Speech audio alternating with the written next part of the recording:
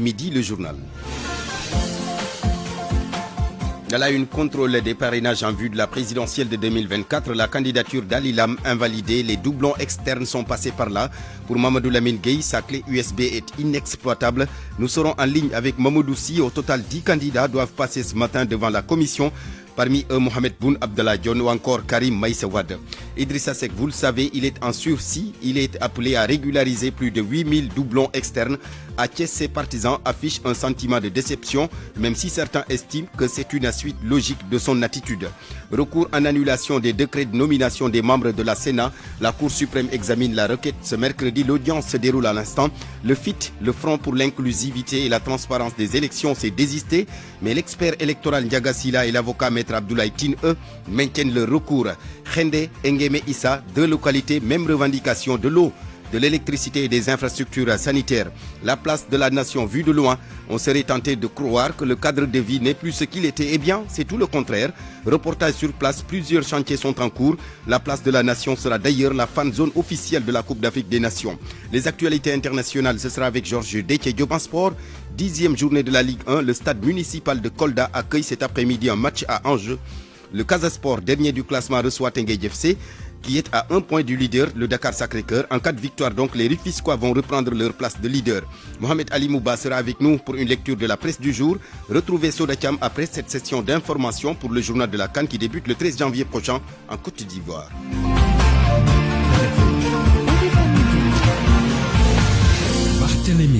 Abdoulaye Diop à la technique, direction le Conseil constitutionnel. Mamadou Sy, bonjour.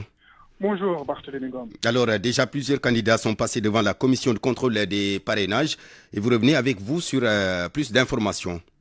Absolument Barthélémy Ngom. Il s'agit donc de Mamadou Lamine Gueye, Adiou Lam, Adama Faye, Mohamedou Madana Kane et Al-Hussein Ba. Tous ces candidats sont déjà passés devant donc, la commission chargée donc, de contrôler les parrainages.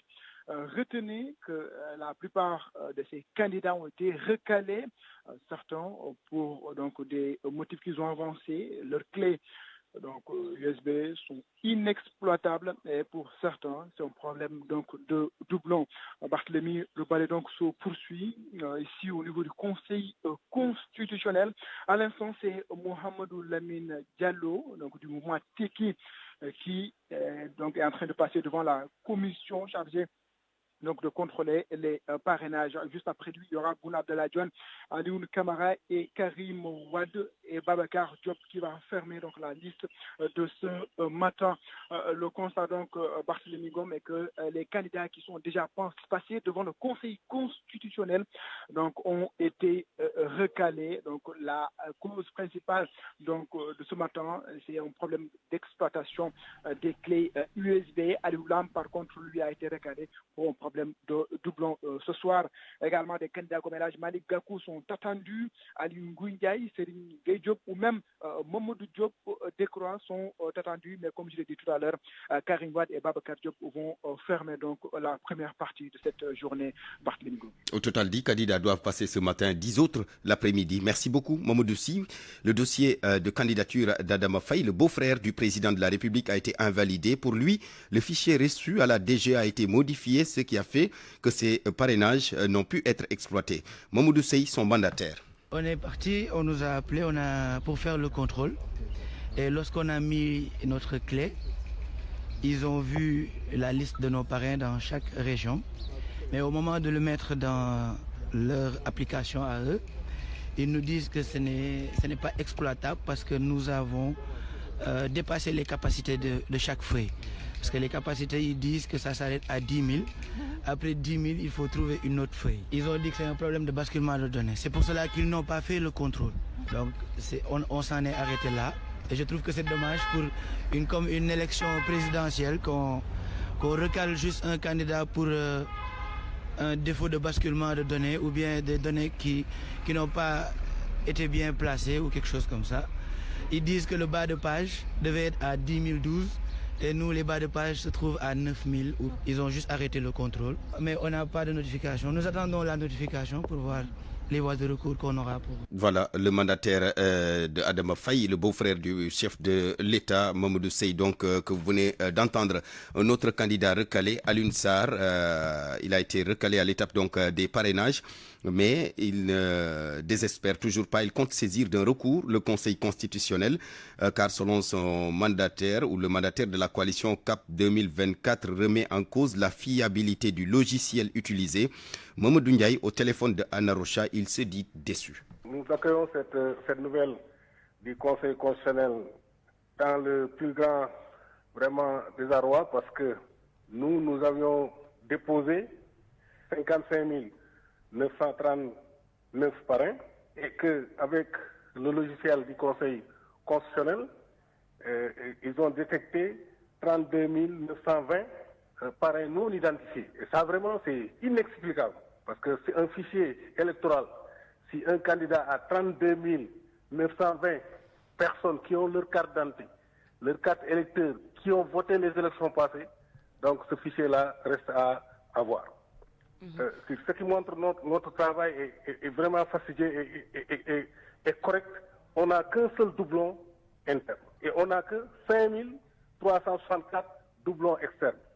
Imaginez, s'il n'y avait que ces 5364 doublons internes, notre candidat allait passer. Mais pour nous bloquer, on dit qu'il y a 32 920 parrains inexistants dans le fichier. Et nous, quand ils ont remis la clé, qu'on a visualisée, on a recensé pas mal de parrains dans les différentes zones du Sénégal qui ont leur carte d'identité, leur carte électeur et qui ont voté les élections passées. Et maintenant, qu'est-ce que vous comptez faire? On compte vraiment faire notre recours auprès du Conseil constitutionnel. On a nos avocats qui travaillent sur le dossier et vraiment nous allons faire notre recours au Conseil constitutionnel. La coalition CAP 2024 donc qui remet en cause la fiabilité du logiciel utilisé par les contrôleurs. Vous le savez, Idrissa Seck, lui, il est en sursis. Il doit régulariser plus de 8000 doublons externes. Déception totale chez ses partisans du côté de Thiès, même si certains pensent que c'est une suite logique de son attitude. Cheikh Anta Diop, notre correspondant dans la capitale du Rail. Idrissa Seck de Rewmi va devoir attendre le second tour pour compléter ses parrainages à cause des doublons externes. La surprise est énorme chez certains Thiessois. Beaucoup même. Je pensais que ça allait passer au premier tour. Mais je lance un appel à tous les Thiessois de faire un effort pour soutenir notre candidat, le président Idrissa Seck. Parce que Thiès a besoin de lui. Le peuple sénégalais a besoin de lui. Un type intègre, un travailleur, un honnête citoyen. Il a beaucoup fait pour Thiès. D'aucuns pensent que c'est logique, mais pour Pape Galosso, il y a des choses à faire et à corriger. On peut évoquer qu'en 2019, c'était le cas pareil. Pour moi, c'est logique parce que vu la situation où Thiès avait beaucoup de candidats, c'est logique pour créer beaucoup de doublons par rapport à ces candidats. Si aujourd'hui Idrissa Seck doit se remettre à 2000, je crois 2069 ou 2000, je crois aussi qu'il y a des réserves qui l'ont permis de se rattraper, mais l'essentiel c'est de passer. Ce militant de Rewmi, Pape Amadou Niang, rencontré à la mairie-ville, estime que les Thiessois doivent accompagner Idrissa Seck dans cette aventure. C'est très facile. Les Thiessois doivent faire un effort quand même. C'est leur frère. Des militants de Rewmi, fiches de parrainage en main, sillonnent en ce moment les artères de la ville et quartiers de Thiès pour collecter des parrainages. Attendons de voir ce que cela va donner. RFM Thiès, Cheikh Anta Diop. La présidentielle à venir pour un scrutin libre et apaisé, bien le khalife général de Djidda, El Hadj Abdoul Khadr Sall, appelle à une journée de lecture du Coran dans tout le Sénégal. La correspondance de Bakary Conté depuis Sédhiou. Le Saint-Coran a été revisité pendant 14 heures d'horloge. Les familles religieuses sont venues des 7 coins du Pakao et de la Casamance naturelle. Elles ont prié pour des élections apaisées. El Hadj Abdoul Khadr Sall est le khalife général du village religieux de Djidda Khalifa. On a prié afin que la paix règne au Sénégal. Tous les 7 coins du Pakao ont fait le déplacement. Les familles religieuses ont revisité le Coran depuis l'aube et jusqu'à 18h. Nous prions afin que Macky Sall, le gouvernement et les partis de l'opposition puissent s'entendre afin que les élections puissent se dérouler sans aucun problème. Macky Sall ak wa gouvernement yi ak parti opposition ñu ngi leen di ñaanal bu baax seen déggoo. Le khalife général, initiateur de cette journée, a aussi déploré le phénomène de l'immigration clandestine et invite les jeunes à rester au pays. Lépp loo xam ne dina leen lor ci xale yi ñuy dem ci gannaaw géej. Nous avons aussi prier pour que l'immigration clandestine cesse. Nous souhaitons que ces jeunes puissent rester au pays et trouver de l'emploi, que le gouvernement puisse aider et encadrer ces jeunes désespérés pour faciliter leur insertion. El Haj Abdou Khadr Seydi Sall, Khalif général de Djidda Khalifa et ses talibés ont initié des séries d'activités de lecture du Coran afin que la paix règne au Sénégal. Bakary Konté, Sédhiou, Radio Futurs Médias. RFM, la radio de toute l'actualité. Midi 10 minutes, vous avez certainement suivi le reportage sur notre antenne lors de nos précédentes éditions, faisant état donc d'une pénurie de gaz, surtout pour les bouteilles, les bonbonnes de 6 kilos. Eh bien, les responsables de la commission de régulation du secteur de l'énergie contactés par la RFM précisent qu'il n'y a pas de tension sur le gaz. Selon eux, un stock de 22 jours est actuellement disponible. La CRSE évoque un problème au niveau de l'interchangeabilité des bonbonnes de gaz entre distributeurs. Le ministère du Commerce explique justement cette tension sur le gaz par des problèmes techniques au niveau de l'usine d'un des distributeurs. Le chef du service régional de Dakar parle aussi d'un manque de confiance entre les opérateurs après les explosions de gaz notées tout récemment au Sénégal, mais il annonce un retour à la normale d'ici la fin de la semaine. Amadou Toubagnan au téléphone avec Aladji Ndiogoudjen. Les perturbations notées, ils sont dues peut-être à plusieurs facteurs. D'abord, il y a à noter donc des problèmes techniques au niveau donc d'une unité d'embouteillage détenue par un opérateur de la place, qui ont eu pour conséquence quand même des retards assez importants sur les livraisons. C'est quel opérateur? Pour ne pas trop personnaliser et léser donc les opérateurs.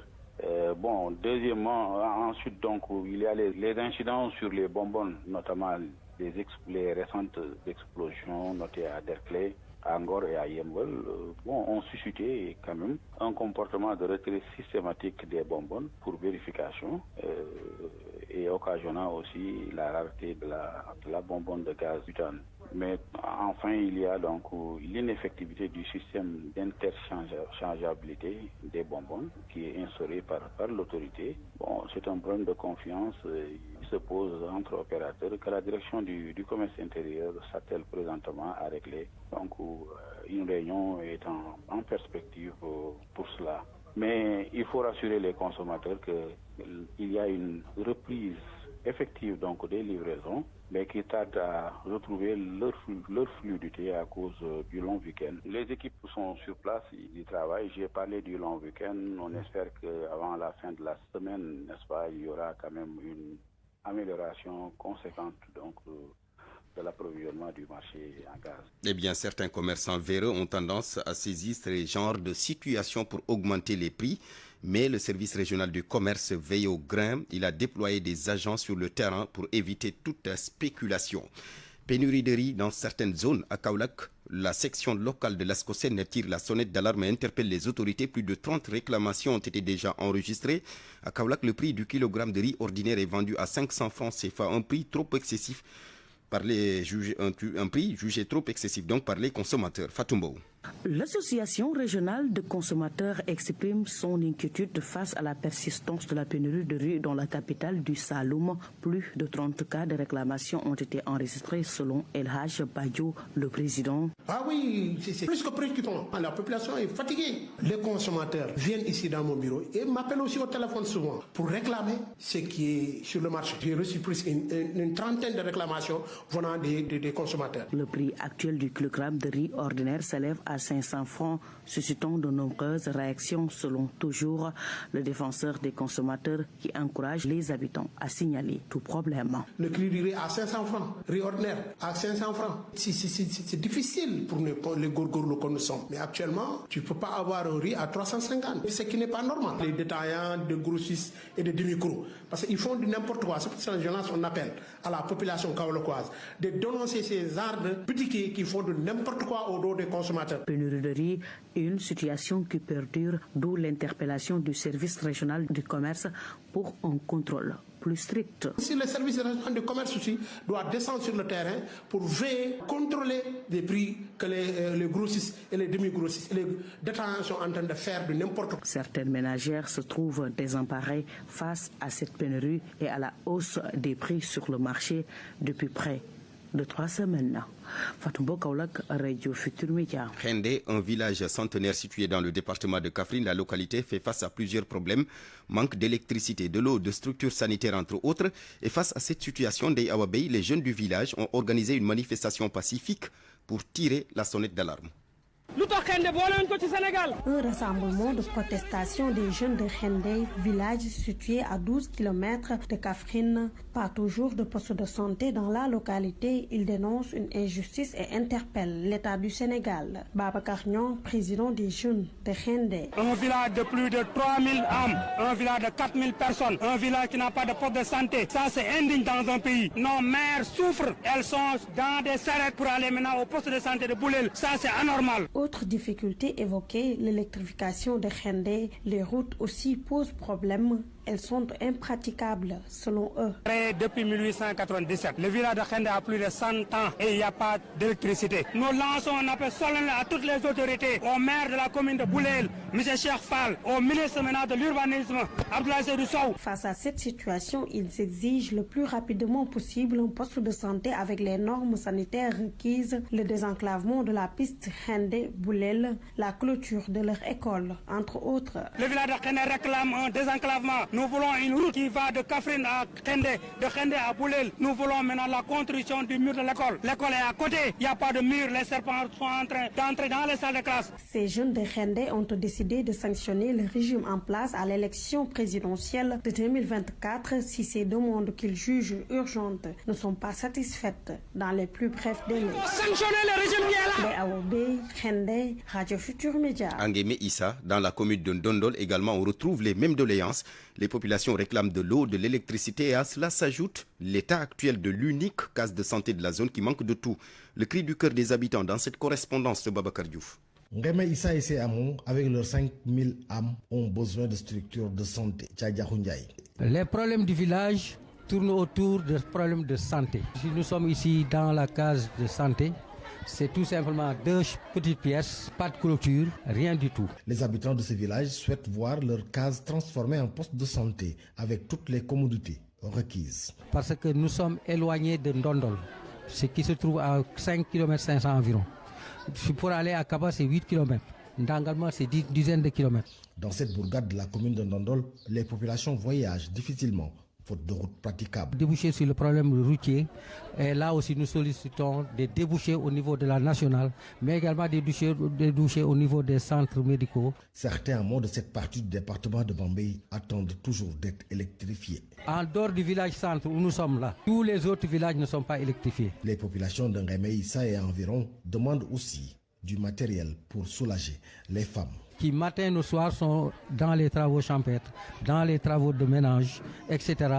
Beaucoup d'elles sont là, présentes, certainement malades à cause des travaux lourds. Autant de doléances soulevées lors des journées de consultation gratuites organisées par les jeunes de la localité. Bambey. RFM Babacar Diouf. Babacar Diouf, merci. Ce mal-vivre dans certaines localités du pays nous amène à reparler de la situation des maires avec les dernières décisions prises par le président Macky Sall pour améliorer leurs conditions, revalorisation salariale, octroi de véhicules, de passeports, de services, prise en charge à la retraite, entre autres. Alors, dans ce midi, nous avons voulu en savoir davantage. Mohamed Ali Mouba a donné la parole à des syndicalistes.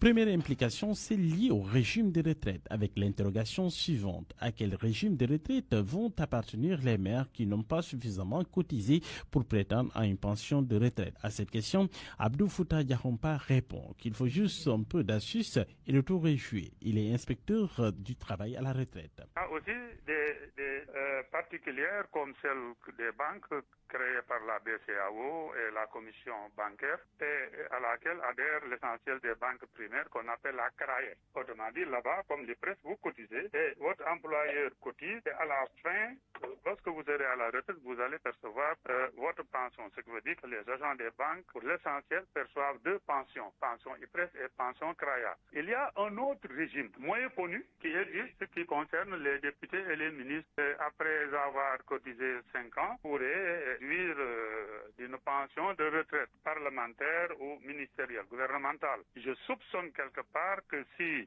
donc un avantage dans ce domaine de la retraite qu'on prévoit accorder au maire, ce serait certainement ce dernier que je viens de citer, qui serait donc en tout cas la solution pour satisfaire aux demandes Logiquement, lorsque un fonctionnaire cotise au FNR et devient ministre ou député et cotise à cette fameuse caisse, à la retraite, il a droit aux 2 pensions de retraite. Parce que la pension de retraite, ce n'est rien d'autre que ce qui vous revient à la retraite et qui dépend des cotisations que vous avez eu à donner. Ça veut dire, vous avez investi, vous avez un retour d'investissement. Vous avez cotisé durant votre vie active dans 2 caisses ou 2 institutions de retraite. À la fin de votre carrière, vous en avez 2. C'est possible le cumul. Ce qui n'est pas possible, c'est le cumul de 2 pensions d'une même institution. Sauf quand il s'agit de régimes différents comme le régime de base et le régime général et le régime complémentaire des cadres que nous avons au niveau de l'IPRES et dans d'autres institutions de retraite simplement. Les élus locaux applaudissent chaleureusement le président Macky Sall. C'est un moment historique, soutient-il. Ce n'est pas tout. Autre acquis, une protection pour mener correctement le travail. Mais cela implique une révision du Code général des collectivités territoriales en son article 135 pour faire bénéficier aux maires ce qu'on appelle un privilège de poursuite, comme le député qui a l'immunité parlementaire. Mohamed Ali Mouba, midi 21 minutes, le reportage de ce journal direction la place de la Nation. En passant, on pourrait croire que le cadre de vie n'est plus ce qu'il était, mais en réalité c'est tout autre. Des travaux y sont réalisés, entamés donc pour son embellissement, en plus d'une salle de restauration, des terrains de basket, de foot et bien d'autres espaces de loisirs. La place sera d'ailleurs la fan zone officielle de la Coupe d'Afrique des Nations. Reportage Seydou Nourouba. Place de la Nation, des étudiants et autres riverains profitent du cadre de vie qu'elle offre. Le paysage et la tranquillité. Souvent je passe, mais je vois que c'est un milieu. Je revis encore. C'est un milieu serein, c'est adorable comme paysage.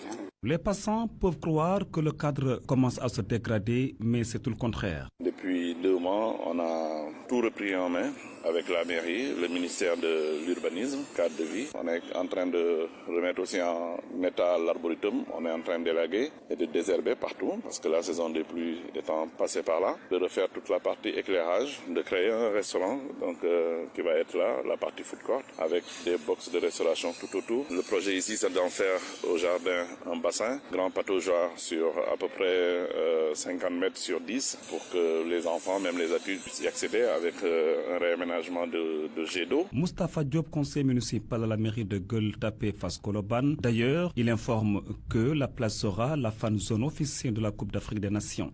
Tout va être livré avant la Coupe d'Afrique parce que ce sera ici le site officiel des fan zones. Comme ça avait été le cas durant la Coupe du Monde jusqu'à Salémata.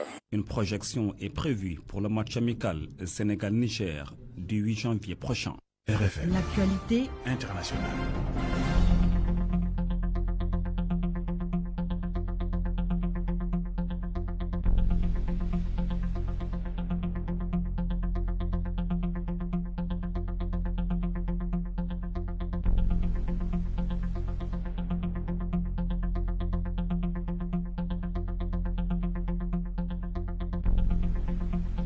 Le journal international Georges Detedio. Bonjour Georges. Bonjour Barthélémy. L'affaire du coup d'État manqué de novembre dernier en Sierra Leone, plusieurs personnes envoyées en prison. Une dizaine, c'est hier qu'elles ont été inculpées, c'est ce qu'a annoncé hier le gouvernement.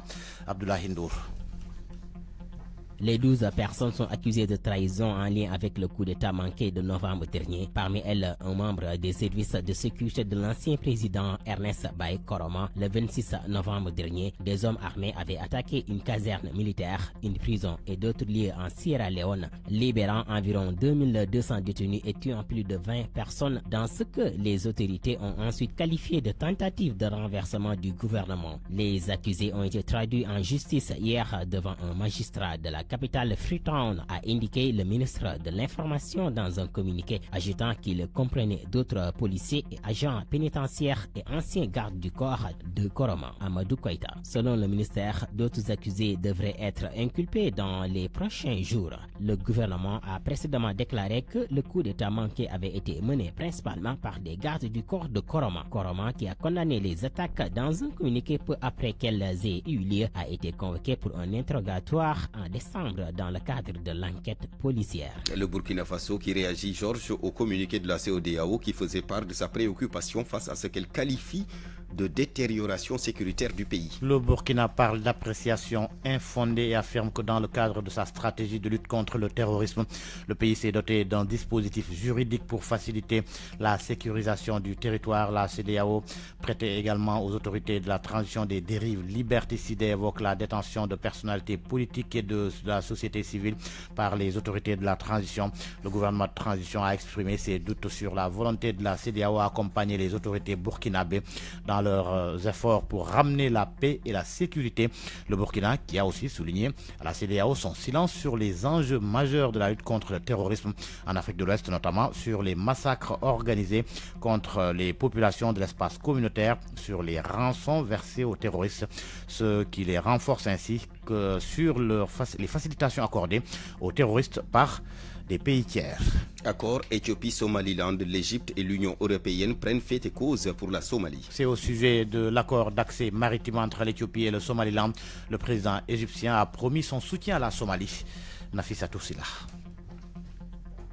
Nafissatou Sila, l'élément n'est pas encore en place d'un moment à l'autre, donc nous allons revenir avec Nafi. Oui, l'élément est bien en place. Lors d'un appel téléphonique avec le président somalien Hassan Sheikh Mohamud, le président égyptien Abdel Fattah al-Sisi a assuré que l'Égypte maintiendrait une position ferme aux côtés de la Somalie et soutiendrait sa sécurité et sa stabilité. Une déclaration du porte-parole du président égyptien qui ajoute que les deux dirigeants avaient également discuté des développements régionaux et des relations bilatérales. Un communiqué de la présidence somalienne indique que par ailleurs que le président Mohamed s'est également entretenu par téléphone avec l'émir du Qatar Tamir Ben Hamad sur les relations bilatérales et régionales d'intérêt mutuel. L'Union européenne a critiqué l'accord appelant au respect de l'unité, de la souveraineté et de l'intégrité territoriale de la Somalie. Le communiqué de l'UE souligne que c'est essentiel pour la paix et la stabilité de toute la région de la Corne de l'Afrique. L'Éthiopie a signé lundi un accord pour utiliser l'un des ports maritimes du Somaliland, suscitant critiques et agacements de la Somalie. La Somalie, qui considère le Somaliland comme faisant partie de son territoire, a condamné l'accord, le qualifiant d'acte d'agression et de violation de sa souveraineté. Mogadiscio promet de s'y opposer par tous les moyens légaux. Le Somaliland fait partie de la Somalie en vertu de la constitution somalienne et cet accord signé, son base juridique défie les règles de l'ONU, de l'UA et de l'IGAD, a déclaré le Premier ministre. Mogadiscio a dans la foulée rappelé son ambassadeur à Addis Abeba pour consultation et invité les institutions internationales à forcer l'Éthiopie à renoncer à son projet d'accès à la mer Rouge. Au Maroc, saisi hier de 1488 tonnes de cocaïne dissimulée dans des caisses de bananes dans le port nord de Tanger Med. La drogue a été trouvée dans un conteneur à bord d'un navire battant pavillon européen partant d'Amérique du Sud à destination de la Turquie. Selon la police, l'opération a été menée en coordination avec les services de sécurité espagnols. Les enquêtes sont en cours. Décidément, la cocaïne, ce n'est pas seulement au Sénégal. Georges Déthié Diop, merci.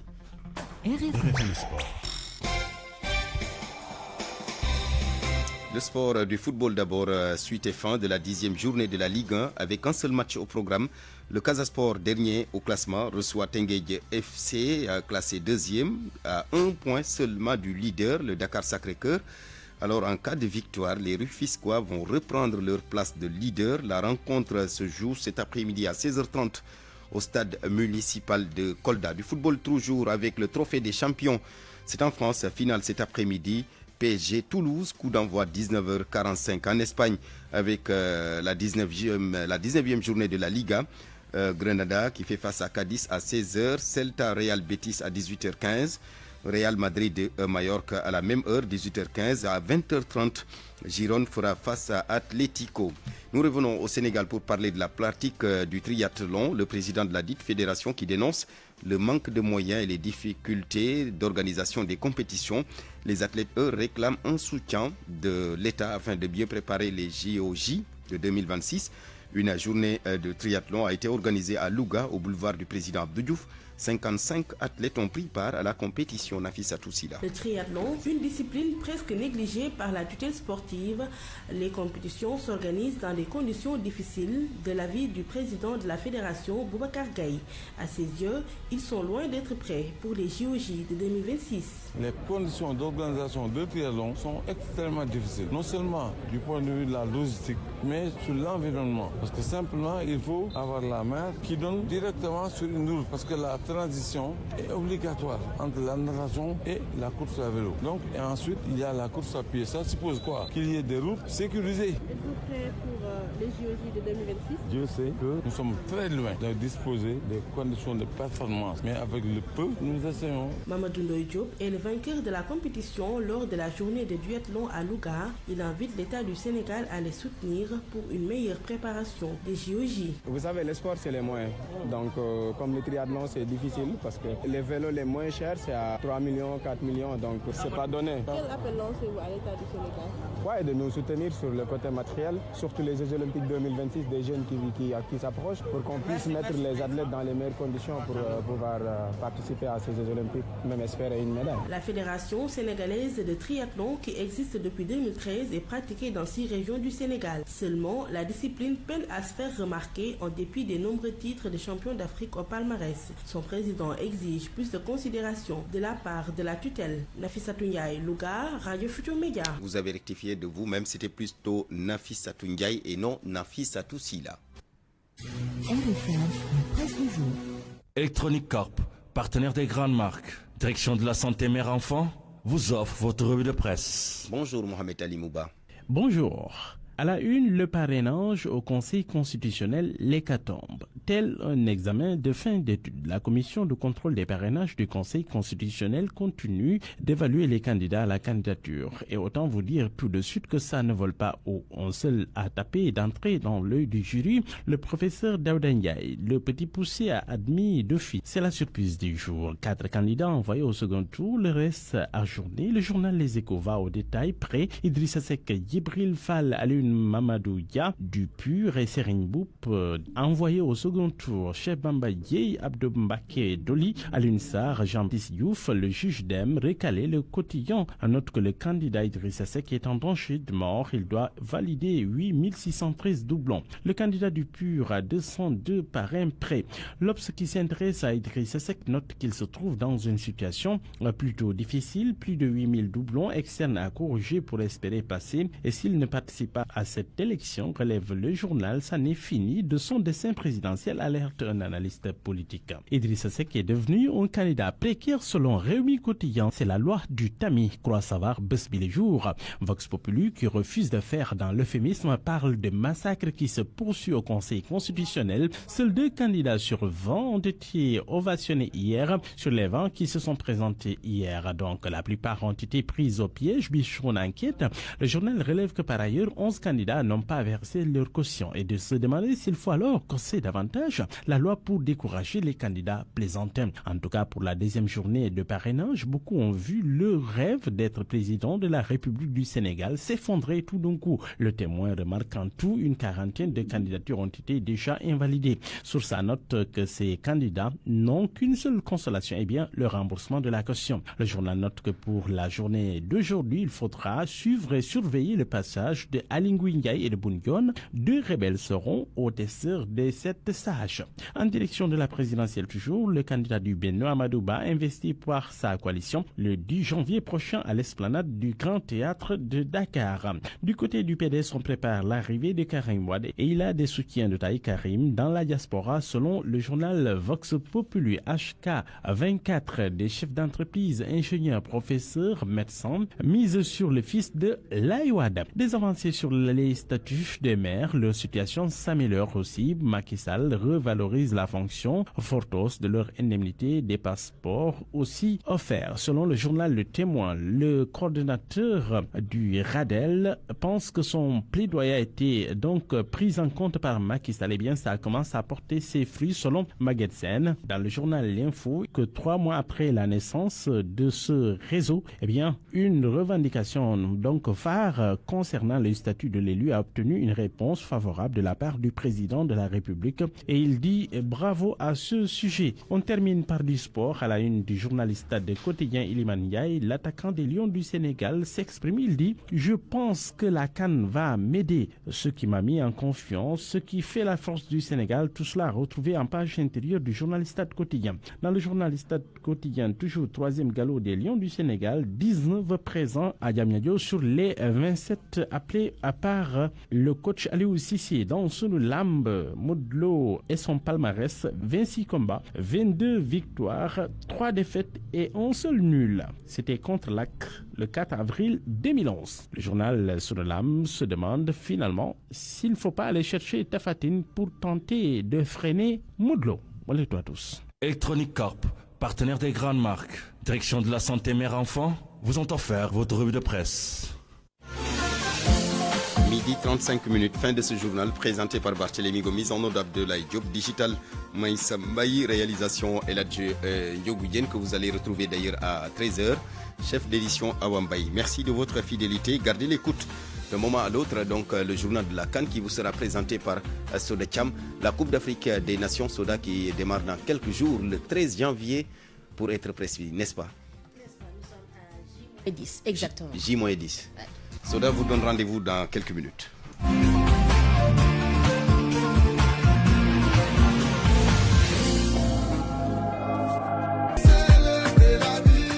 Merci à Barthélémy Ngom. Bonjour et bienvenue dans votre 4e numéro du Journal de la CAN. Actualité des Lions.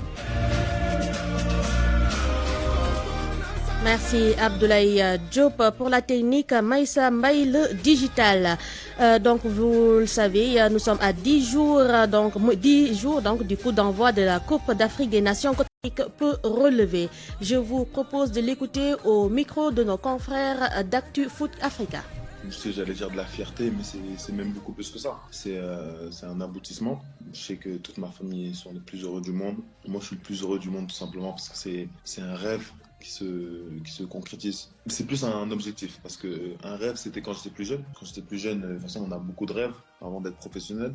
Mais au plus le temps passe et qu'on voit ces rêves peut devenir réalité, moi je les transforme en objectifs. Donc j'ai plusieurs objectifs dans ma carrière. Il y a des moyens objectifs, il y a des objectifs très très très grands et il y a tout simplement le plus gros objectif de ma carrière qui s'est réalisé. Donc j'étais plus heureux du monde. C'est un groupe compliqué où, de toute façon on savait qu'on allait tomber sur un groupe compliqué parce que je pense que c'est l'une des premières fois qu'il y a une CAN où il y a tout le monde, où tous les gros sont au rendez-vous. Tu sais, parfois il y avait des pays qui manquaient à l'appel, mais là tout le monde est qualifié. Donc ça veut dire forcément on savait qu'on allait tomber sur un gros groupe, même si on était chapeau. Là, le Cameroun, on sait très bien l'histoire entre le Sénégal et le Cameroun. Ce sont les deux géants du continent africain avec une grosse rivalité. Et la Guinée et la Gambie c'est des pays frères. Voilà, des pays frères. On sait tous très bien que les Guinéens et les Gambiens ce sont nos frères. Mais la Gambie, même à l'intérieur du Sénégal, pour dire à quel point il y a une proximité entre nous. Mais aussi c'est aussi des très bonnes nations. C'est une très bonne nation. Il y a Serrou qui fait une saison extraordinaire avec Stuttgart, il y a Jakabi qui est derrière. En fait, ce sont des pays où des fois on n'y pense pas, mais ils sont des sacrés joueurs, tu vois. Même la Gambie, ils ont de très bons joueurs, techniques, puissants, rapides, et ça va être compliqué. Ça va être compliqué, mais bon, tu vois, quand tu es champion d'Afrique, tu dois accepter tous les défis, et ces défis, on l'accepte avec grand. C'était donc Moussa Niakhaté. Les Lions vont s'entraîner ce mercredi au terrain annexe du stade Abdoulaye Wade. À 17h, la séance sera ouverte pour les 15 premières minutes aux journalistes. Rappelez que les Lions vont jouer un dernier match amical avant de rallier Yamoussoukro le 8 janvier au stade Abdoulaye Wade. Ce sera contre le Niger. Les protégés de Aliou Cissé, Pape Fall à droite et Khalidou Koulibaly et Roger Mendy dans l'axe. Place à l'arrière gauche dans ce 11 de rêve des CAN d'Abdoulaye Diaw. Il est avec Pape Malik Diaw. Mokhtar Sabali, arrière gauche. J'ai été hésitant pendant un moment face à Ousmane Kamara Men, qui était directement son concurrent. Ousmane Kamara Men, ceux qui ont moins de 40 ans ne le connaissent pas. C'était l'arrière latéral gauche du foyer de la Casamance, qui a eu le mérite de faire Ousmane Kamara Men une CAN en 1965, à une époque où les sélectionnés venaient de Dakar, Thiès et Saint-Louis. Alors très tôt, il s'était donné une image. Depuis son maillot du foyer de la Casamance, il finira sa carrière d'ailleurs à Dakar. À lui l'US Gorée. Une valeur comme celle-là, les équipes dakaroises vont la chercher là où elle se trouve. Et c'est Gorée qui est allé chercher Ousmane Camara Men. Mais finalement, Sabali va l'emporter. Sabali va l'emporter pour son vécu, son expérience en équipe nationale et son expérience, bien entendu, dans le concert du professionnalisme en Europe. Ne joue pas en Europe qui veut. Sabali est en première division en Espagne et c'est un début de différence face à un concurrent qui vit en Afrique. Donc, Mokhtar Sabali, infailliblement latéral gauche, meilleur de tous les temps sous le maillot de l'équipe nationale du Sénégal. Merci à Pape Malik et Abdoulaye Diaw, Youssouf Bodian, Chertiyan Diagne et Mamadou Omar Ba. C'est tout pour ce 4e numéro du Journal de la CAN. Merci à Abdoulaye